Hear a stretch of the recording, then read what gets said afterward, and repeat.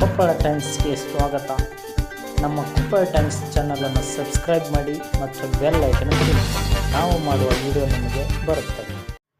ಸ್ನೇಹಿತರೆ, ಕೊಪ್ಪಳ ಟೈಮ್ಸ್ಗೆ ಸ್ವಾಗತ.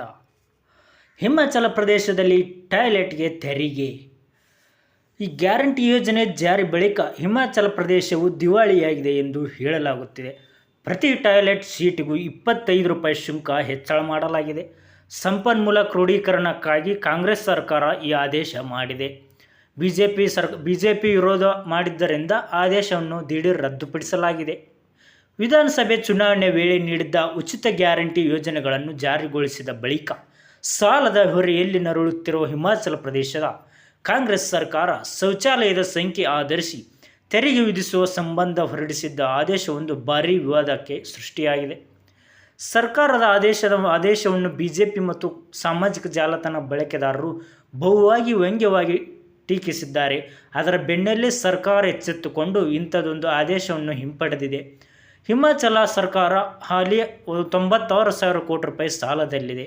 ಹಣಕಾಸಿನ ಕೊರತೆಯ ಕಾರಣ ರಾಜ್ಯದ ಇತಿಹಾಸದಲ್ಲಿ ಮೊದಲ ಬಾರಿಗೆ ಇತ್ತೀಚೆಗೆ ಸರ್ಕಾರಿ ನೌಕರರ ವೇತನ ಮತ್ತು ಪಿಂಚಣಿ ಪಾವತಿ ವಿಳಂಬವಾಗುತ್ತಿದೆ.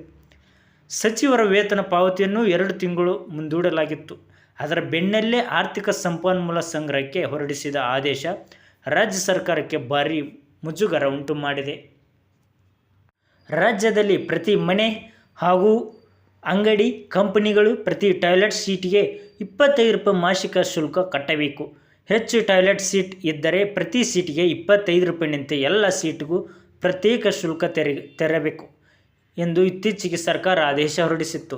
ಈ ಮುನ್ನ ರಾಜ್ಯದಲ್ಲಿ ಬಿಜೆಪಿ ಅವಧಿಯಲ್ಲಿ ನೀರು ಹಾಗೂ ಒಳಚರಂಡಿ ಶುಲ್ಕ ಇರಲಿಲ್ಲ.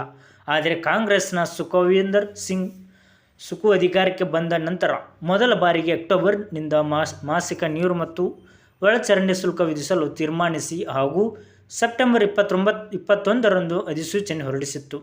ಇದರಲ್ಲಿ ಸರ್ಕಾರದಿಂದ ನೀರು ಸಂಪರ್ಕ ಹಾಗೂ ಒಳಚರಂಡಿ ಸಂಪರ್ಕ ಪಡೆದಿದ್ದರೆ ಮಾಸಿಕ ನೀರಿನ ಶುಲ್ಕದ 30% ಒಳಚರಂಡಿ ಶುಲ್ಕ ತೆರಬೇಕು ಎಂದು ಸೂಚಿಸಲಾಗಿತ್ತು.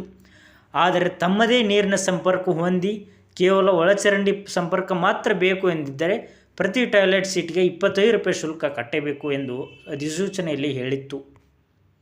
ಇದನ್ನು ಕೇಂದ್ರ ಸಚಿವೆ ನಿರ್ಮಲಾ ಸೀತಾರಾಮನ್ ಹಾಗೂ ಬಿಜೆಪಿಯ ನಾಯಕರು ಪ್ರಶ್ನಿಸಿದ್ದು, ನಂಬಲಸಾಧ್ಯ. ನರೇಂದ್ರ ಮೋದಿ ಸ್ವಚ್ಛ ಭಾರತ ಅಭಿಯಾನದಲ್ಲಿ ಶೌಚಾಲಯ ನಿರ್ಮಿಸಿಕೊಟ್ಟಿದ್ದಾರೆ. ಆದರೆ ಹಿಮಾಚಲದ ಕಾಂಗ್ರೆಸ್ ಸರ್ಕಾರವು ಟಾಯ್ಲೆಟ್ಗೆ ತೆರಿಗೆ ವಿಧಿಸುತ್ತಿದೆ ಎಂದು ಟ್ವೀಟ್ ಮಾಡಿದ್ದರು. ಇದಕ್ಕೆ ಪ್ರತಿಕ್ರಿಯೆ ನೀಡಿರುವ ಹಿಮಾಚಲ ಜಲಶಕ್ತಿ ಇಲಾಖೆ ಹೆಚ್ಚುವರಿ ಮುಖ್ಯ ಕಾರ್ಯದರ್ಶಿ ಓಂಕಾರ್ ಚಂದ್ ಶರ್ಮಾ, ಅಧಿಸೂಚನೆ ಹೊರಡಿಸಿದ ಬಳಿಕ DCM ಹತ್ತಿರ ಕಡತ ತೆಗೆದುಕೊಂಡು ಹೋಗಿದ್ದೆವು.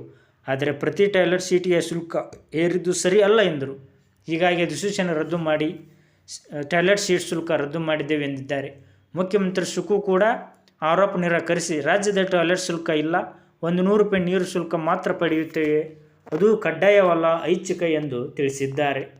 ಕೊಪ್ಪಳ ಟೈಮ್ಸ್ ಚಾನಲನ್ನು ಸಬ್ಸ್ಕ್ರೈಬ್ ಮಾಡಿ, ಶೇರ್ ಮಾಡಿ ಮತ್ತು ಬೆಲ್ ಐಕನ್ ಕ್ಲಿಕ್ ಮಾಡಿ. ಈ ಬೆಲ್ ಐಕನ್ ಕ್ಲಿಕ್ ಮಾಡೋದ್ರಿಂದ ನಾವು ಮಾಡುವ ವಿಡಿಯೋ ನಿಮಗೆ ನೋಟಿಫಿಕೇಷನ್ ಮೂಲಕ ಬರುತ್ತದೆ. ಧನ್ಯವಾದಗಳು.